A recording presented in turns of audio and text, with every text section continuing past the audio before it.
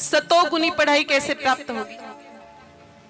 आजकल जो आप आपके बच्चों को स्कूल में भेजते हो वहां सतोगुनी पढ़ाई नहीं होती है, वहां तो तामसी पढ़ाई होती है, रजो और तमोगुण से व्याप्त पढ़ाई होती है। आजकल स्कूलों में सतोगुनी पढ़ाई नहीं होती। मेरे भाई बहनों, हम बहुत भारत माता के जयकारे लगाते हैं।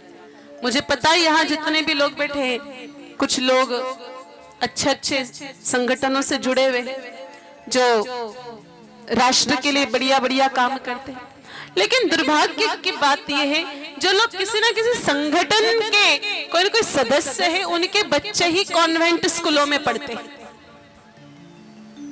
आप अपने आप को तो देश प्रेमी कहते हो, राष्ट्र प्रेमी कहते हो, और दूसरी तरफ मेरे भाई बहन अपने बच्चों को पब्लिक स्कूल में एडमिशन दिलाते हो, दूसरी तरफ अंग्रेजों की सीख अपने बच्चों को पढ़ाते हो, तो आप कौन से राष्ट्र प्रेमी हो? सबसे पहले तो गलती हम लोगों की रही कि हम लोगों ने अपने बच्चों को आदर्श संस्कार देने वाले गुरुकुल में भर्ती नहीं किया। सबसे पहली गलती तो हमारी रही ना, जहां पर बच्चों को ना तिलक लगाने देते, जहां पर बच्चों को ना दिवाली मनाने देते, जहां पर बच्चों को ना वो कुछ हमारे देश में स्कूल ऐसे भी जहां पर मेरे भाई बहनों राष्ट्रगान नहीं बोला जाता है। अब जाकर के योगी जी ने राष्ट्रगान शुरू करवाया है उत्तर प्रदेश में, नहीं तो पहले तो मदरसों में वो भी नहीं बोला जाता था। हालांकि हम तो मदरसों की बात नहीं कर रहे हैं, लेकिन यहाँ चर्चा हो रही कॉन्वेंट स्कूलों की, जो मिशनरी स्कूल है उनकी। और जो लोग मेरे भाई बहनों अखंड भारत की परिकल्पना करते हैं, जो लोग अपने आप को राष्ट्र प्रेमी कहते हैं, जो लोग अपने आप को भगवाधारी कहते हैं, और वो लोग अपने बच्चों को कॉन्वेंट स्कूलों में एडमिशन दिला दे, तो कहीं ना कहीं आपके राष्ट्रभक्ति पर प्रश्न चिन्ह है। आप राष्ट्रभक्त नहीं हो, आप में देशभक्ति की कमी चल रही है, क्योंकि आप बीज से ही संस्कार अपने बच्चों को गलत दे रहे हैं। बच्चों को ये मिशनरी स्कूलों में एडमिशन नहीं दिलवाना चाहिए। धीरे धीरे धीरे ये मिशनरी स्कूल फिर बच्चों को धर्म परिवर्तन की ओर ले जाते हैं। इसलिए बच्चों को आदर्श स्कूलों में भर्ती करो जहां आदर्श संस्कार मिले। तो सतोगुनी शिक्षा गुरुकुल में प्राप्त हो। पुराने जमाने में हमारे देश में गुरुकुल होते थे। बच्चों, पुराने जमाने में ऐसे स्कूल नहीं होते थे, पुराने जमाने में गुरुकुल होते थे। हमारे देश में एक अंग्रेज आया था। पहले हमारे देश में स्कूल नहीं थे, गुरुकुल थे। जब एक अंग्रेज जिसका नाम था लॉर्ड मैकाले, वो हमारे देश में आया, और मेरे भाई बहनों उसने हमारी शिक्षा पद्धति को पूरी तरह से बदल के रख दिया।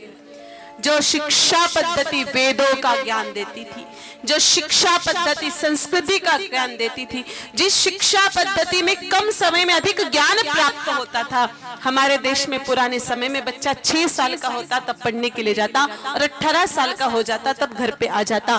केवल 12 साल में मेरे भाई बहनों वो बच्चा सभी प्रकार का ज्ञान प्राप्त कर लेता था। उसको खगोल का, विज्ञान का, गणित का, भाषाओं का सारा ज्ञान प्राप्त हो जाता था, और वो बच्चा विद्वान हो जाता था। आज दुर्भाग्य का विषय ये है, जब से स्कूल पैटर्न शुरू हुआ है, बच्चे को 2-2.5 साल की आयु में तो आप एडमिशन दिलाते हो, बच्चा 25 साल का नहीं होता तब तक वही चक्कर काटता रहता है। लेकिन 25 साल का होने के बावजूद भी वो बच्चा एक ही फील्ड में मास्टर हो पाता है, या तो वो बायोलॉजी में होगा, या तो फिजिक्स में होगा, या तो मैथमेटिक्स में होगा। और जो बायोलॉजी में भी है तो उसको किसी को जूलॉजी पता है, तो किसी को बॉटनी पता है। तो मतलब परफेक्ट ज्ञान ये मिशनरी स्कूलों में नहीं मिल पाता है। लेकिन दुर्भाग्य हमारे देश का मेरे भाई बहनों, देश आजाद होने के बावजूद भी जब देश आजाद हुआ, इस सिलेबस को चेंज नहीं किया गया।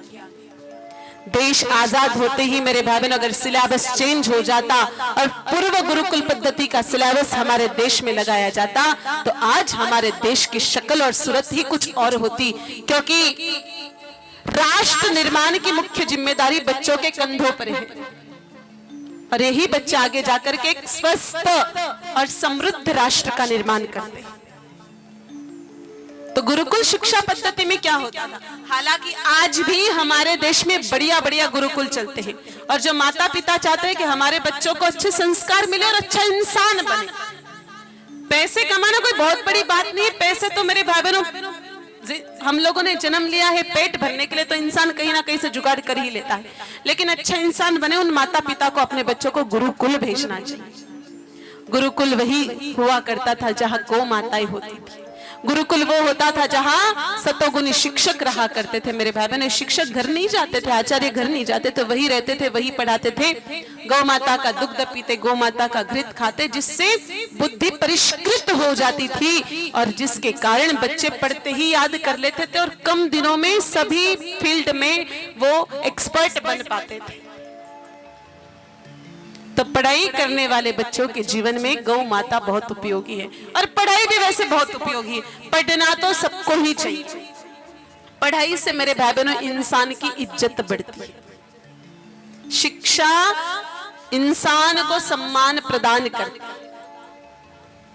निरक्षर जो व्यक्ति होता है, अनपढ़ जो व्यक्ति होता है, उसको इतना मान प्राप्त नहीं होता, और पढ़ा लिखा इंसान किसी भी क्षेत्र में चला जाए मेरे भाई बहनों, उसको सम्मान जरूर प्राप्त होता है। इसलिए बच्चों को पढ़ाई करवानी भी है और बढ़िया पढ़ाई करवानी है, घटिया पढ़ाई नहीं करवानी।